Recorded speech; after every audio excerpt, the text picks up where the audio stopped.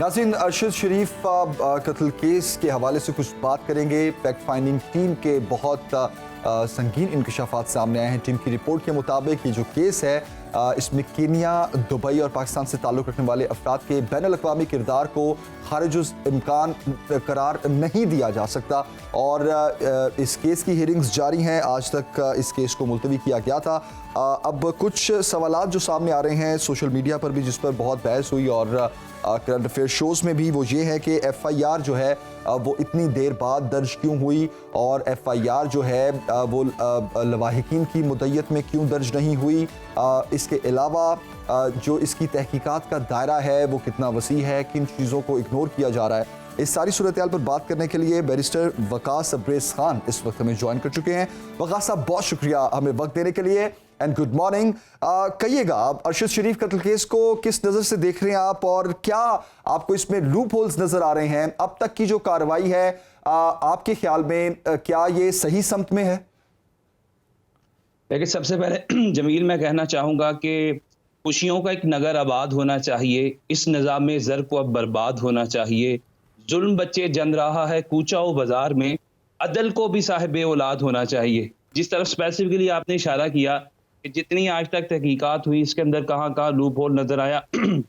I must say one thing कि एक माँ जो कि गुज़िश्ता एक माह से अपने बेटे के लिए, उसके किसास के लिए कोर्ट्स का रुजू करती है, थानों का रुजू करती है, और हमारा जो CRPC का बुनियादी लॉ ये कहता है कि जब भी कोई भी मुस्तगीस, कोई भी मुद्दई जिसके फैमिली मेंबर के साथ कोई हादसा हो चुका हो, तो फिल फोर SHO पे बाइंडिंग है कि उसकी FIR काटे। लेकिन यहाँ पे तो जो हालात थे यकसर मुख्तलिफ नजर आए कि तमाम पाकिस्तान की NGOs, लाओ, लश्कर, बैनर्स, हकूक इंसानी के तहफ़्फ़ुज़ के दावेदार, हमारे मीडिया इस पे आवाज़ उठाती रही, लेकिन जो FIR थी उसका अंदराज ना हो सका। फिर जब सुप्रीम कोर्ट ऑफ पाकिस्तान ने इसका नोटिस लिया, 3 रोज़ कबल सो मोटो एक्शन लिया, तो फिर उसके जो सो मोटो एक्शन के बाद जो FIR का अंदराज हुआ, वो भी अनफॉर्चुनेटली उनकी मदर की जो स्टोरी थी, जो वो दर्ज करवाना चाहती थी, उसके मुताबिक नहीं जा सका।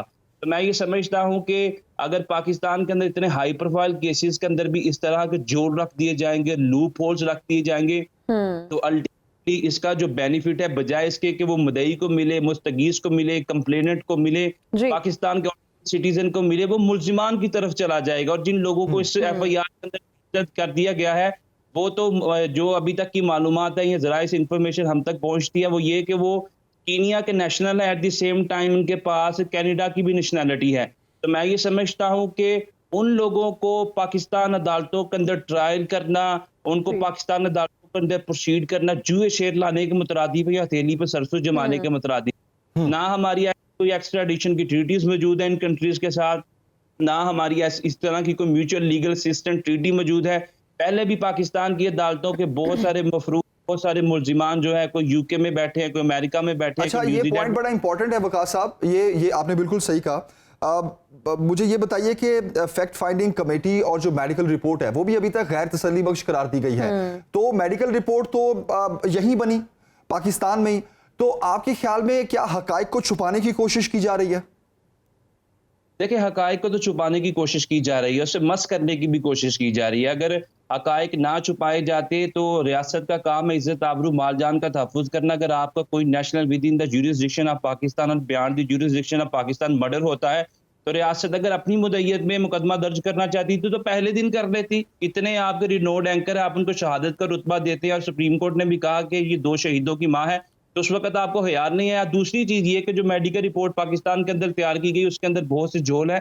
अब इस मेडिकल रिपोर्ट को कोलैबोरेट किया जाएगा उस पोस्टमार्टम रिपोर्ट के साथ जो कि कीनिया के अंदर कंडक्ट की गई, लेकिन जो 585 सफ़हात पे मबनी कल fact finding report court of law में सबमिट की गई, उस पर सुप्रीम कोर्ट ने पार्शली जो है वो तसल्ली का और तशफ़ी का इजहार जरूर किया है कि फैक्ट फाइंडिंग रिपोर्ट के अंदर अरशद शरीफ का जो लैपटॉप था, उनकी जो फोन की कन्वर्सेशन थी, चाहे वो व्हाट्सएप की थी, चाहे वो फेसबुक, वो भी सफा में से आई, उसके मिनट्स भी इंक्लूड किए गए। मैं जमील बतौर स्टूडेंट ऑफ लॉ या बाहसियत वकील ये समझता हूँ, अगर अरशद शरीफ की जो कन्वर्सेशन के रिकॉर्ड को मंजरेआम पे लाया जाए, कोर्ट में प्रोड्यूस किया जाए कि लास्ट 2 महीनों से उनको कौन से थ्रेट से क्यों वो पाकिस्तान छोड़, फिर उसके बाद दुबई से अगर वो कीनिया मूव किए तो वो किसके मशवरे से किए, और एट द सेम टाइम जो लास्ट नाइट उनकी कॉल्स थी या बिफोर ये जो एक अनफॉर्चुनेट इंसिडेंट था, इससे पहले उनकी कन्वर्सेशन क्या थी, कौन कौन से लोगों से कम्युनिकेशन की, तो मेरे ख्याल में ये सारी की सारी वो चीज़ें हैं जो ममदो मामिन साबित होंगी, बल्कि रीढ़ की हड्डी का किरदार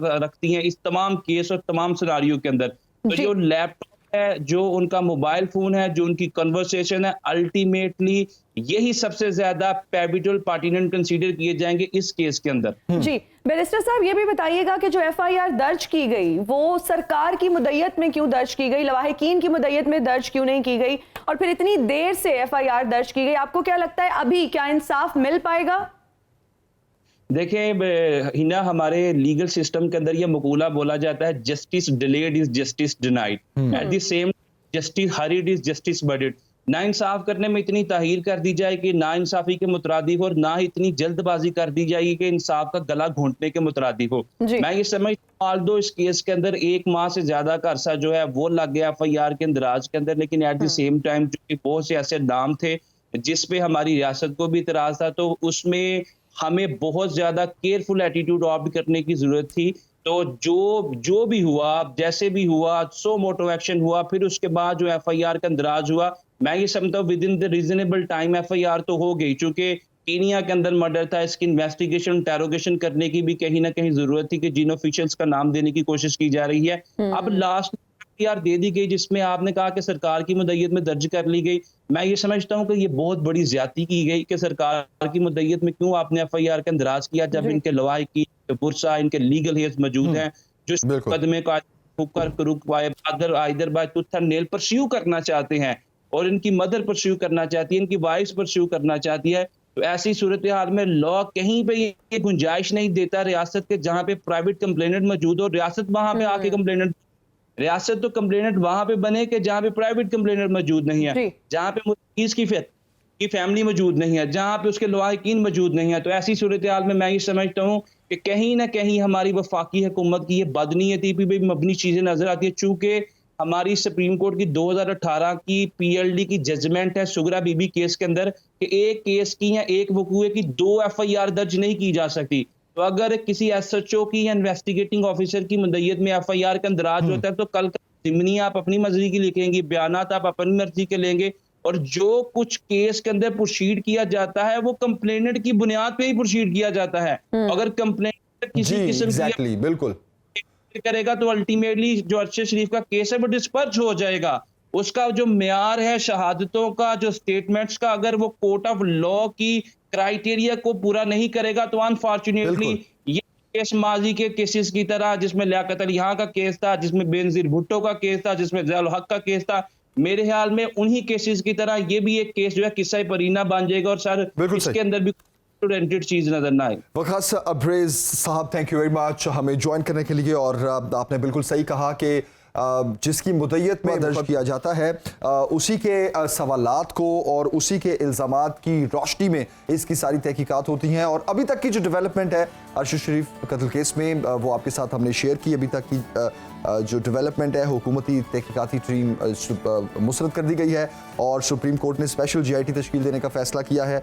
और जो इंकशाफात सामने आए हैं फैक्ट फाइंडिंग रिपोर्ट में, वो इंकशाफात जो हैं उसमें बाकायदा मनसूबाबंदी के तहत अरशद शरीफ को कत्ल किया गया है।